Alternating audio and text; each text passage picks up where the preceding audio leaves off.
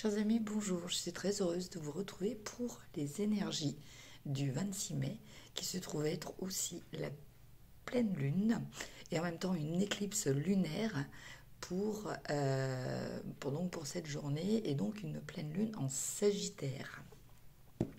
Donc cette lune, selon l'oracle de la lunologie, nous invite à prendre du recul. Ressassez-vous les détails de votre dernier dilemme. Se tracasser pour des vétilles est contre-productif. Ou peut-être parlez-vous trop au lieu d'agir. Cette carte vous rappelle que même s'il est bon de réfléchir, il faut parfois prendre un peu de recul pour mieux appréhender l'ensemble de la question. Que voyez-vous alors de votre situation présente ? Quelle est la pensée la plus positive qu'elle vous inspire ? Il est temps de compter vos cadeaux, même si vous n'avez pas encore reçu tout ce que vous attendiez. Cette carte vous rappelle aussi qu'il faut parfois prendre quelques risques et avancer sans certitude sur le chemin de la vie. Essayez de garder l'esprit ouvert sur ce qu'il y a de meilleur. L'univers pourrait vous surprendre. Donc ça, c'était pour la lune en Sagittaire. Maintenant, je vais vous lire l'éclipse totale, l'éclipse de la pleine lune. Alors, une éclipse de pleine lune vous invite à... Les conclusions sont à portée de main. Une éclipse de pleine lune et soudain la porte claque. Si vous avez tiré cette carte, elle indique que la situation qui vous intéresse arrive à son apogée ou vient de l'atteindre et que vous n'avez plus la main. Ce que vous vivez maintenant est un contrat d'âme. C'est un moyen pour vous d'apprendre et pour votre âme d'évoluer. Laissez les événements se dérouler et restez serein. Si vous lâchez prise de quelque chose ou de quelqu'un, sachez que c'est le bon moment, aussi difficile que cela soit. Pardonnez ce qu'une personne vous a fait est peut-être la clé pour résoudre cette situation de manière positive. Cela ne lui donne pas raison de l'avoir fait, mais cela vous soulage afin que vous puissiez avancer. Voilà. Donc en fait, cette éclipse de pleine lune vous invite à vous libérer peut-être de certaines choses un petit peu difficiles à porter et justement de vous libérer par le pardon.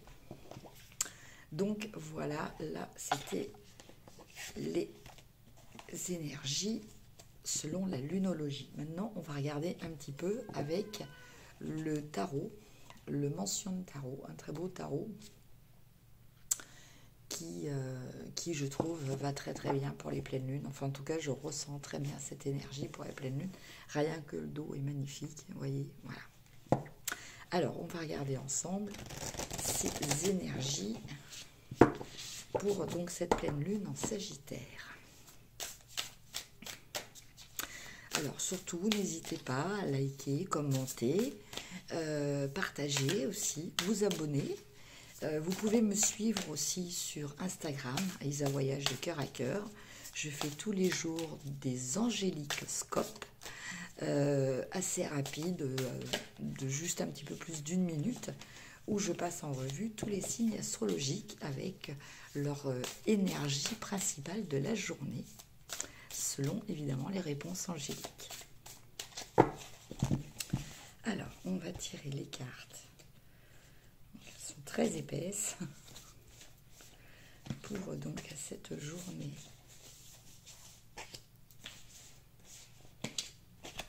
Donc, je tire 4 cartes et une 5e qui sera en complément. D'accord. Donc, la première carte, elle va nous parler de la situation actuelle dans laquelle vous vous trouvez, les énergies que vous ressentez. La deuxième carte vous invitera à travailler, à approfondir justement peut-être quelque chose sur lequel il faut lâcher prise. La troisième carte, elle vous dira quelles sont les ressources que vous pouvez utiliser, voilà, pour ce travail durant cette pleine lune. Et en quatrième carte, vous aurez l'énergie générale que vous allez ressentir si vous arrivez à travailler les énergies comme on vous y invite. Et puis la cinquième carte, eh bien, elle donnera un élément d'information complémentaire au jeu. Alors, on commence. Alors, on regarde quand même le dos de deck. Le dos de deck, on a le 6 d'épée. Donc, avec ce 6 d'épée, il y a peut-être un changement, justement, qui est en train de naître en vous. Vous avez peut-être envie d'autre chose, peut-être envie de partir ailleurs, de connaître, de faire peut-être de nouvelles expériences. En tout cas, dans quelque chose de plus calme. Voilà. Vous avez peut-être traversé précédemment des choses un petit peu conflictuelles, des choses un petit peu difficiles. Bon, et là, vous aspirez à beaucoup plus de quiétude. Alors, on démarre. Vos énergies, dans quel état d'esprit vous abordez cette pleine lune? Alors, nous avons le monde. Et le monde, justement, nous parle d'une fin de cycle, ce qui correspond tout à fait aux énergies d'une pleine lune. Effectivement, au moment des pleines lunes, on doit faire un nettoyage, on est en fin de cycle, il faut tout nettoyer entre la pleine lune et la nouvelle lune pour permettre au moment de la nouvelle lune de redémarrer sur des bases saines. Voilà. Donc, avec cette carte du monde, on vous dit que vous êtes conscient de ça. Vous êtes conscient que vous êtes arrivé au bout de quelque chose. Et que maintenant, eh bien, va y avoir un après. Alors, en carte de choses à travailler, on a la très belle carte de l'empereur. Donc, cette carte de l'empereur, elle vous signifie un petit peu peut-être une petite difficulté à vous organiser, à pouvoir établir une certaine forme de stratégie, à être logique, à être un petit peu carré dans vos idées. Vous avez peut-être du mal, justement, dans ce lâcher-prise, à rester objectif et à avoir une vision globale de la situation qui vous permette de vraiment prendre les décisions les plus justes pour vous et les plus judicieuses aussi. Qu'est-ce qui va pouvoir vous aider? Eh bien, nous avons la très belle carte aussi du 6 de bâton.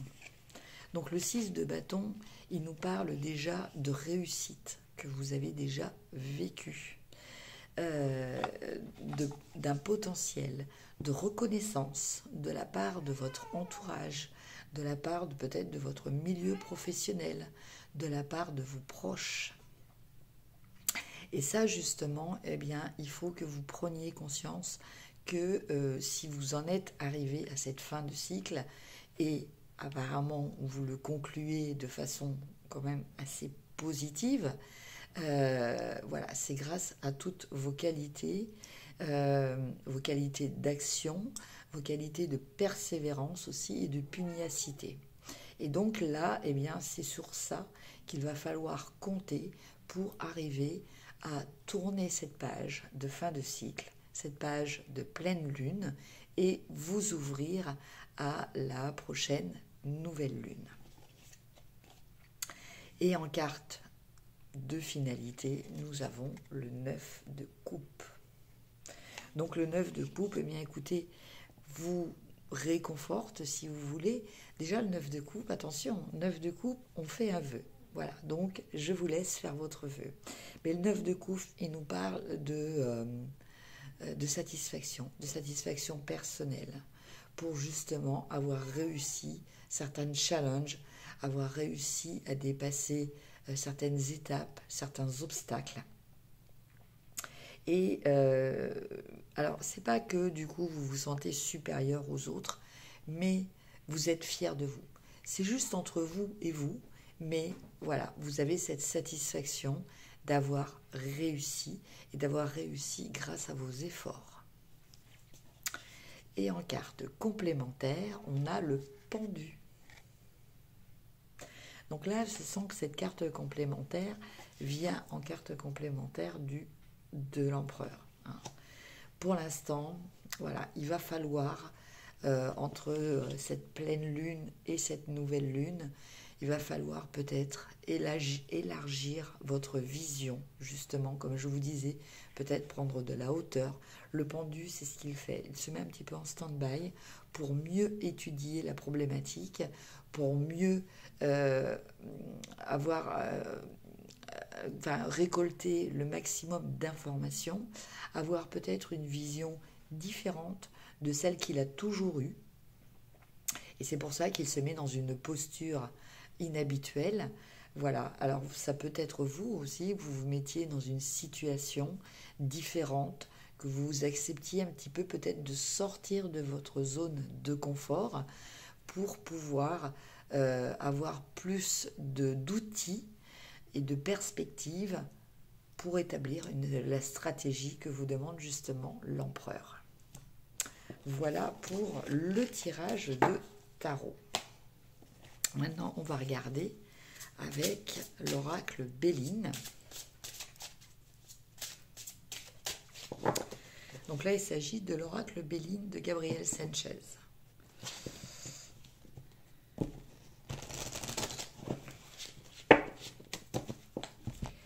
Alors, on fait un petit peu de place. Et je vais tirer 5 cartes aussi.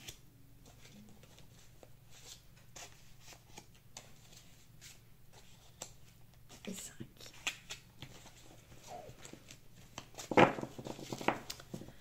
Dos de deck, nous avons l'inconstance. Donc l'inconstance, là, elle nous parle un petit peu d'instabilité surtout émotionnelle. Bon. Qui dit pleine lune dit justement, souvent au moment des lunes, que ce soit nouvelle lune, pleine lune, il y a un petit peu ces déséquilibres émotionnels qui peuvent être ressentis justement chez les personnes les plus sensibles. Alors, la première carte, par rapport à cette pleine lune, vous parle de votre présent, vous parle de l'état dans lequel vous démarrez vraiment cette pleine lune. Et là, on a l'héritage. Voilà. Donc l'héritage, là, va nous parler, donc, outre un héritage matériel, mais là, on est beaucoup plus sur quelque chose de spirituel. D'accord ? Donc, il se pourrait que, de par votre famille, de par vos expériences, vous ayez acquis certaines connaissances, une certaine compréhension aussi de la vie qui va vous être utile. C'est quelque chose qui vous a demandé du temps, c'est quelque chose qui vous a demandé de la persévérance et peut-être est-ce aussi lié au travail de vos aïeux, d'accord ? En tout cas, avec cet héritage, vous avez quand même déjà des outils très intéressants pour pouvoir travailler favorablement sur cette pleine lune et surtout cette éclipse, parce que cette éclipse vous demande aussi un gros nettoyage, d'accord ? Après, on va nous parler de développement, et là, pour cette carte de développement, nous avons les nouvelles. Donc les nouvelles qui sortent avec l'énergie de Mercure. Mercure qui nous parle de communication. Donc, ces nouvelles qui vous parlent de votre développement actuel parlent peut-être de nouvelles choses dont on vous a informé, des nouvelles choses que vous avez apprises, des nouvelles choses qui vous ont été transmises après peut-être par aussi vos guides. En tout cas, ces choses-là sont là pour vous aider à un équilibre, une sérénité intérieure et aller vers la lumière. Voilà, aller vers la lumière. La lumière, c'est en premier, outre le côté positif, encore plus de connaissances. La métamorphose qui va se produire grâce à cette pleine lune, nous avons la très belle carte de la réussite. Bon, il faut dire que, voilà, pleine lune en Sagittaire, le Sagittaire est gouverné par Jupiter. Et voilà, Jupiter, c'est aussi cette carte de la réussite. Donc là, avec cette carte, comment dire, on vous suggère que par rapport aux efforts que vous allez faire, donc suite à vos connaissances qui vous ont été transmises, peut-être par vos aïeux, par vos guides, par des informations aussi que vous avez récoltées de votre propre chef. Voilà, vous allez arriver vers cette très belle récompense. Et donc, on le retrouvait aussi tout à l'heure dans le tarot avec le 9 de coupe. Une métamorphose, mais vers la réussite. Et une reconnaissance aussi de la part de vos pairs, voire même de vos proches. Après, on a la carte de l'élévation, qui nous parle de l'étape révélée. Donc là, avec cette carte de l'élévation, on nous parle justement d'élévation spirituelle. Alors, bien entendu, on est aussi sur un plan terrestre, donc cette réussite, elle peut être aussi au niveau professionnel, et là, on peut peut-être parler d'avancement au niveau professionnel. Ceci dit, avec cette carte d'élévation, on vous précise quand même, de par le fait que cette échelle est couchée, qu'il est quand même de votre devoir, pour l'atteindre, cette élévation, de redresser l'échelle pour pouvoir grimper. Et on termine avec la carte de l'eau. Voilà, qui elle va nous parler de la consolidation de cette évolution au niveau des cartes qui sont déjà sorties, de ce travail qui va vous aider à grandir spirituellement, voire même matériellement. D'accord ? Et là, avec cette carte de l'eau, eh bien là, on vous parle de réussite, de réussir à avoir le contrôle aussi sur vos émotions. Ce qui revient aussi à ce que l'on lisait tout à l'heure pour les cartes en lunologie, où on vous invitait justement à faire un travail pour arriver à pardonner. D'accord ? Donc, le pardon sert à dépasser la colère, la rancœur, la rancune, qui sont des émotions très négatives. Et donc, avec cette carte de l'eau, j'entends que voilà, vous allez réussir à la maîtrise de vos émotions, grâce sûrement aussi à la protection de vos gardiens, de vos guides ou de vos anges.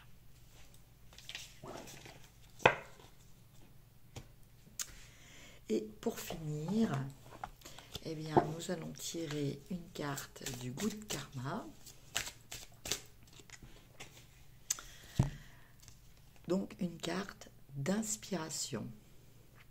Être soi et ne pas cacher ses failles et sa vraie personnalité, c'est aussi autoriser l'autre à être lui-même.